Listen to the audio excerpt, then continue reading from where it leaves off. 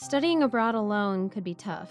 Even without considering the difficulty of the course itself, my study in the US has been quite challenging, especially in the financial aspect. Everything here was so expensive compared to back home. I felt upset every time I did my monthly budgeting. Housing, food, tuition, and transportation, they all added up to a frightening amount. So I started taking a part-time job. It was a medium-sized Thai restaurant just about 15 minutes from my dormitory. All the employees there were all Thai, and they immediately hired me as a waitress for a simple reason: being able to speak both Thai and English decently. Although I was the youngest there, I fit in easily, and everyone welcomed me in as the little sister of the team. It was one of those rare occurrences where when the management claimed that they had worked together like a family, they really meant it. The loneliness of being in a vastly different cultural environment bonded us, and we always looked out for one another. Overall, it was a really good workplace.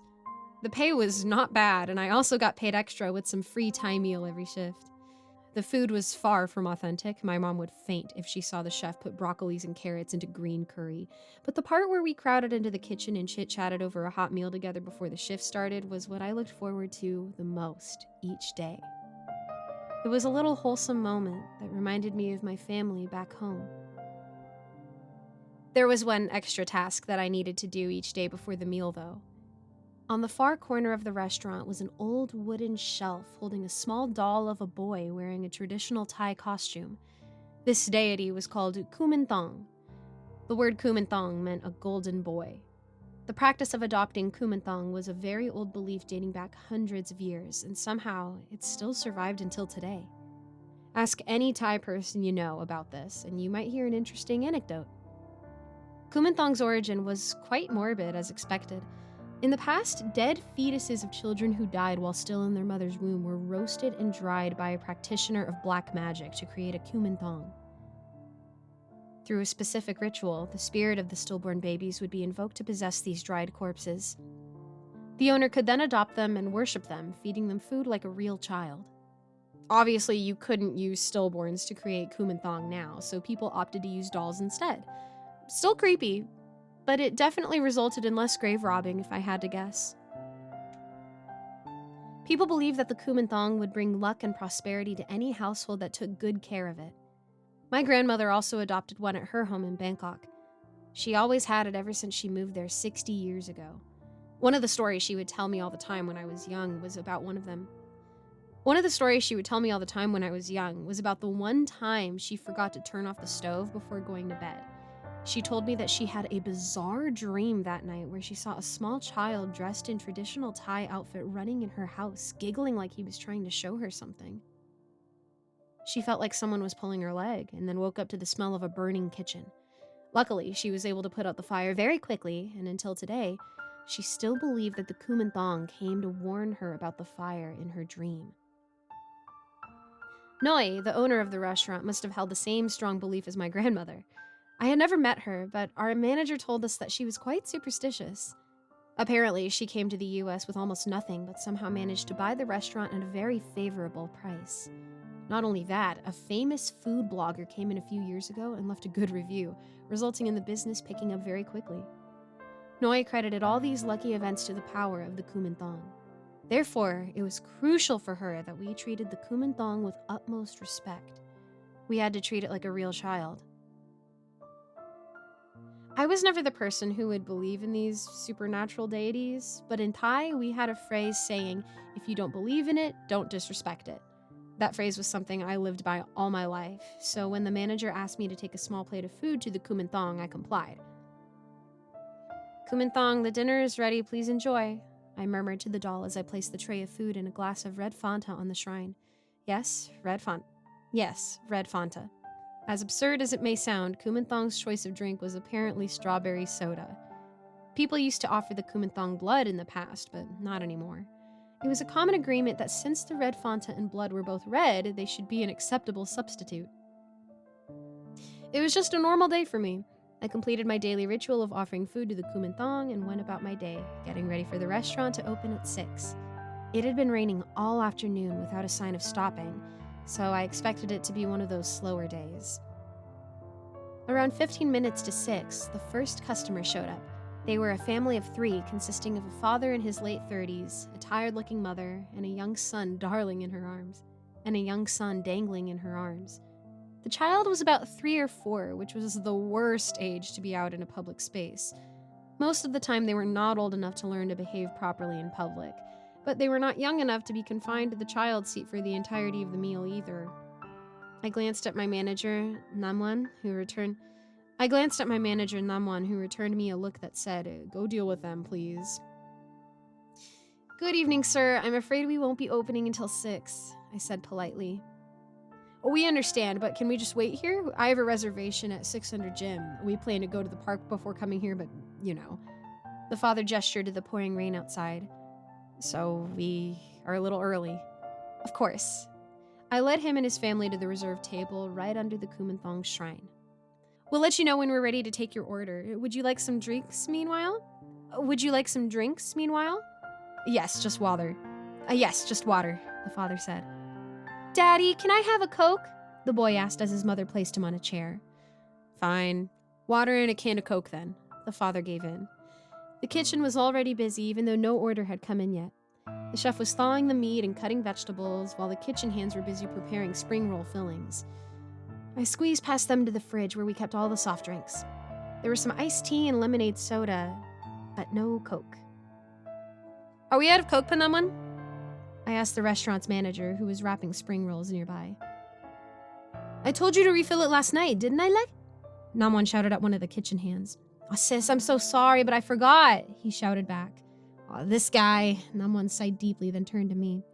"Fa, can you please go buy some from the grocery store near the bus stop? Just take the money from the cash register." I didn't want to go outside in this weather, but someone had to do it, and it was better if I did it before more customers arrived.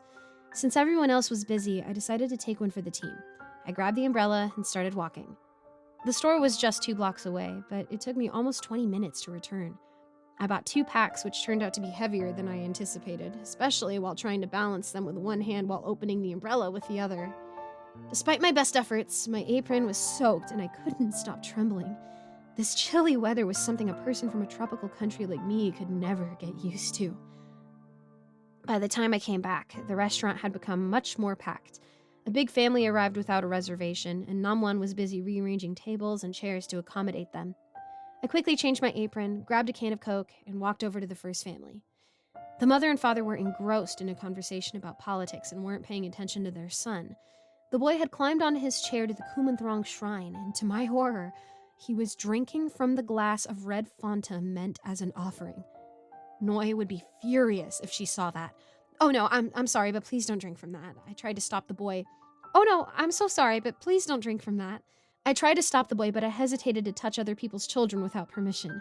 The father eventually broke away from his conversation and looked at his son with an annoyed expression. "Jacob, get down from there," he commanded.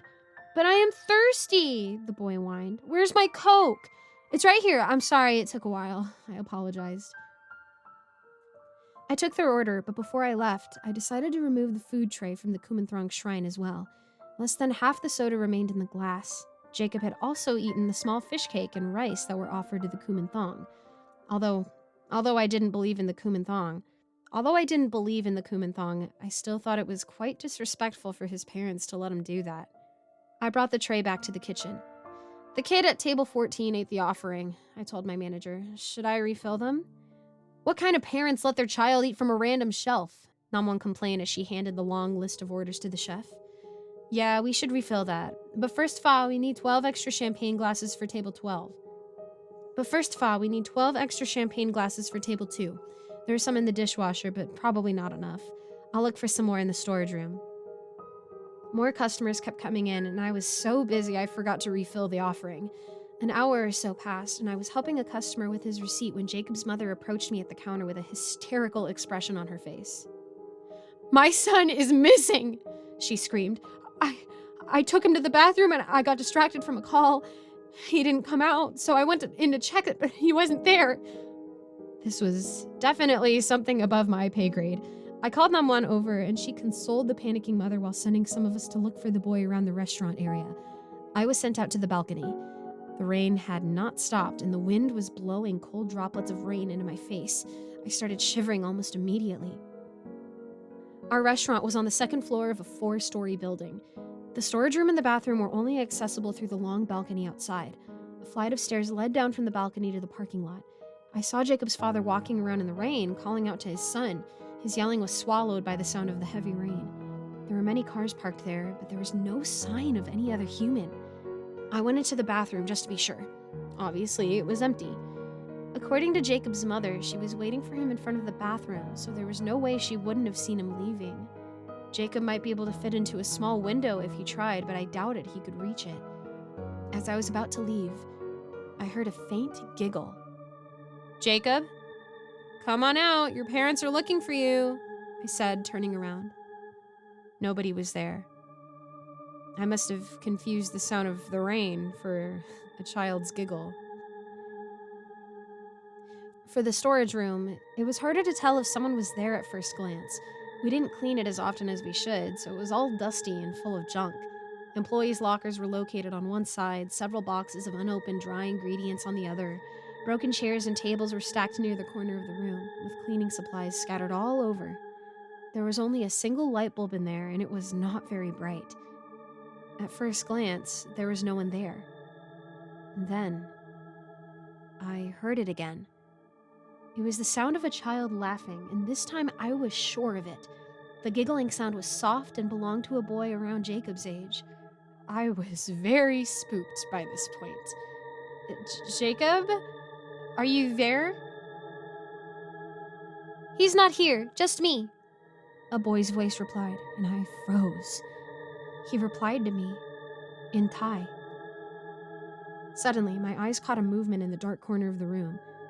I believed I saw a small head covered with black hair in a traditional Thai topknot, moving into the shadow and disappearing.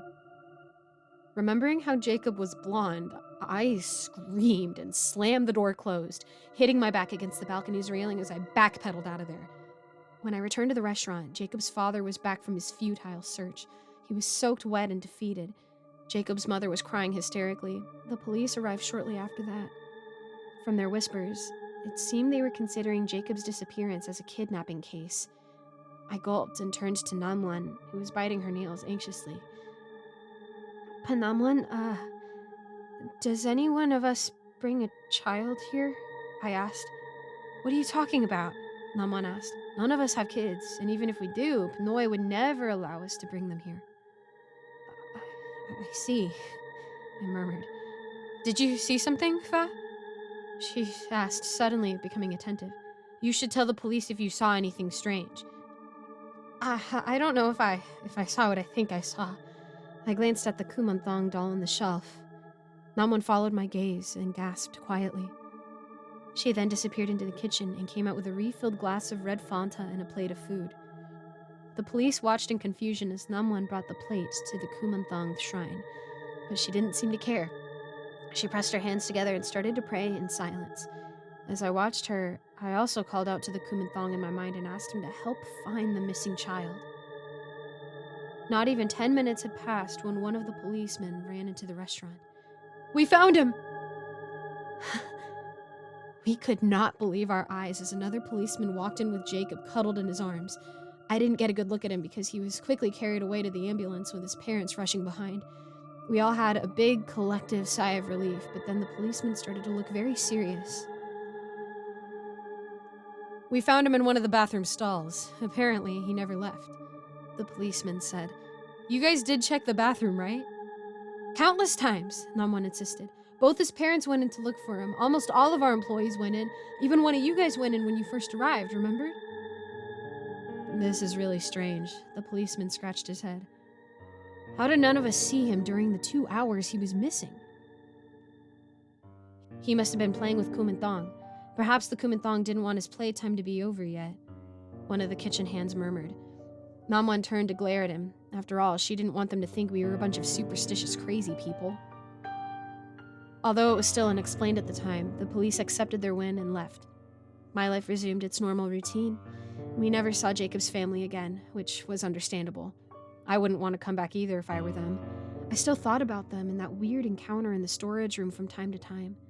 and I brought it up with Namwan one day. Actually, a policeman dropped by a week after that, Namwan said. You weren't here since it wasn't your shift, but he came to see if we saw any suspicious individuals that day. They suspected that something emotionally traumatic happened to that kid. Why do they think so? I asked. Because the boy wouldn't speak to anyone after the whole ordeal. His parents said it was like he was a different person, and when he finally talked, he spoke in a language they didn't understand. His diet also changed. He wouldn't eat anything except pig blood curd. They were pretty spooked and concerned, it seemed. Namwan handed me the tray. Anyway, take this to the Kuman Thong, will you? I looked at the tray. The glass was filled with Coke this time, and the food offering was not Thai food, but a small portion of mac and cheese and 2 pieces of chicken nuggets. Mac and cheese? Namwan shrugged nervously. Well, I just think that maybe he might prefer this. We never heard from Jacob's family again. Noi still refused to move the shrine from its original place. Therefore, we just tried to avoid seating families with young children near the Kuman Thong shrine nowadays. So my message goes out. Please make sure to remind your children to behave when out in public, especially when you visit a Thai restaurant. Otherwise, the child you take back home might not actually be yours.